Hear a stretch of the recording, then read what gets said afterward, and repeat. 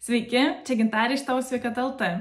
Ir šiandien noriu pakalbėti apie vitaminą C, nes šiandien tai yra gan didelė problema, o vitaminas C yra mums labai svarbus. Tai pradedant nuo statistikos, tai pagal 21 metų apklausas 24 netgi procentai moterų Lietuvoje suvartoja per mažai vitamino C. Ir čia turime iš tiesų didelę problemą, nes pirma, mūsų pačių organizmas, jisai negamina vitamino C, tai reiškia, mes jo turime gauti iš kažko kito, nes mūsų organizmai patys to neapsirūpina. O antras dalykas yra tai, kad vitamino C atsargos mūsų organizme, jos nesikaupia ilgalaikiam naudojimuisi, kaip, pavyzdžiui, kokie nors tai riebalai, ar ne? Tai dėl to mes turime užtikrinti, kad tą vitaminą C mes jį gauname visada pastoviai ir visada iš kažkokios aplinkos, nes kaip ir minėjau, organizmas mūsų pačio vitamino C negamina pats. Ir vitaminas C yra iš tiesų beprotiškai svarbus mums, nes kai jo turime nepakankamai, esame itin pažeidžiami, kas liečia įvairias ligas, uždegimus, nes tai turi labai didelę rolę mūsų imunitetui. Na ir turbūt mes jau nuo mažens žinome, kad kai susirgame ar dar kažką, mes geriame daug įvairių skysčių ir taip toliau ir vartojame vitaminą C, bet tai reiktų daryti ne tik tada, kai susirgat, bet ir prieš tai, tam, kad nesusirgtumėte iš tikrųjų. Tai čia vienas dalykas dėl vitamino C svarbos. Tada kitas dalykas, kai mes turim nepakankamai vitamino C, mūsų geležies įsisavinimas yra prastesnis, mes jo įsisavinti negalime taip gerai, kaip galėtume, ir net jeigu vartojam labai daug geležies, nes jos mums trūksta, tarkim, tai jeigu turim nepakankamai vitamino C, mes geležies neįsisavinsim taip gerai. Kita labai svarbi dalis, kas liečia vitaminą C, jeigu jo mes turim nepakankamai, mes turim prastesnę odą, jinai labiau raukšlėjasi, jinai mažiau stangri yra, lygiai taip pat tai yra labai svarbu, kas liečia mūsų įvairius sąnarius, kraujagyslės. Ir jeigu pastebim, kad esam prastesnės nuotaikos, mažiau energijos, tai ir atsitinka labai dažnai, ypač rudens, žiemos sezonų, tai irgi yra labai didelis ženklas, kad vitamino C jums galimai trūksta. Ir kitas dalykas, kita komplikacija, jeigu vartojant nepakankamai vitamino C, tai gali atsirasti netgi dantenų kraujavimas. Tai vitaminas C yra labai svarbus. Jo ignoruoti nereikėtų, ypač iš tos perspektyvos, kaip ir minėjau, kad organizmas jo nekaupia, jo užsitikrinti patys negalime. Ir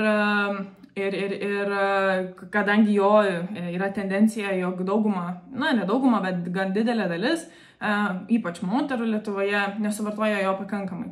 Tai jau čia truputėlį aptarėm sveikatos svarbą vitamino C mūsų organizmui. Papasakosiu apie tikslės jos naudas labai netrukus. Bet iš tiesų, ką noriu pasakyti, kad vitaminą C gauti iš tiesų nėra sudėtinga. Ir čia nereikia kažkokių labai didelių pokyčių mūsų mityboje ar gyvensenoje. Ir kad būtų aiškiau, iš tiesų rekomenduojama norma moterim, suaugusiam moterim, vitamino C yra tik 80 mg vitamino C per dieną. Tai nėra daug, bet turim būti truputėlį labiau sąmoningi, kad iš tiesų įsisavintumėm tą normą. Ir pavyzdžiui, su mūsų milteliais turime vitamino C būtent rinkinį, ir tai yra produktai, kurie turi daugiausia vitamino C.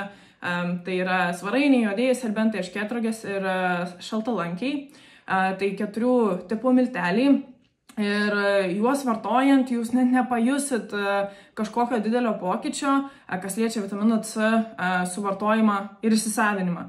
Tai pavyzdžiui, su mūsų rinkiniu įsigyję, jums tai reikės 3-4 arbatinių šaukštelių bet kurio produkto, bet kurio tipo miltelių per dieną, nes jie visi turi gan didelę koncentraciją vitamino C. Ir 3-4 arbatiniai šaukšteliai per dieną ir viskas. Jūs esate apsirūpinę vitaminu C tiek, kiek rekomenduojama, ir galit tuos miltelius naudoti labai plačių spektrų. Galit darytis paprasčiausiai arbatą, galit darytis kokteilius, dėti į jogurtus, į varškę, jeigu mėgstat, galit kepti blynelius, bet kokius kitus saldžius kepinius. Ir tas suvartojimas tikrai nebus kažkoks didelis pokytis ar kažkokia didelė problema. Tai labai kviečiu įsigyti mūsų vitamino C rinkinį. nes jį patogu naudoti, nereikia galvoti ten apie galiojimo laiką per daug, neužima daug vietos, o įsisavinsit tikrai žaibiškų greičių.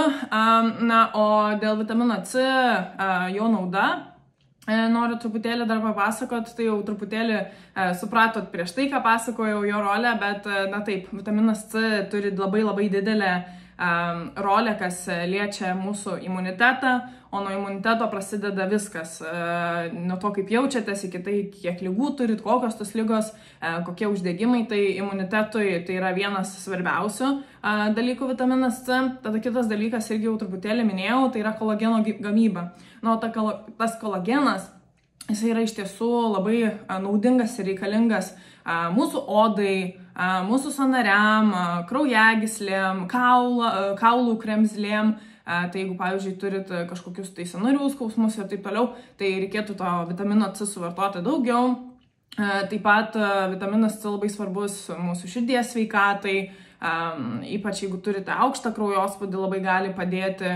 Kaip ir minėjau, vitaminas C mažina ir uždegimus, ir geležį padeda žymiai geriau įsisavinti, ir taip pat turi antioksidacinį poveikį, tai dar ir truputėlį pasidetoksifikuosit, jeigu suvartosit pakankamai vitamino C. Na, o dėl jo per didelio suvartojimo tai tikrai nereikėtų pergyventi, nes maksimali norma vitamino C per dieną yra 2000 mg, tai tiek suvartoti yra tikrai labai sudėtinga. Na, kaip minėjau, rekomenduojama yra 80 mg per dieną.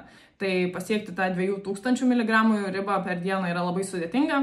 Tai dėl to vartokit, nesukit savo galvos ir labai kviečiu įsigyti mūsų vitamino C rinkinį ir nesukti savo galvos dėl vitamino C trūkumo. Gražios jums dienos!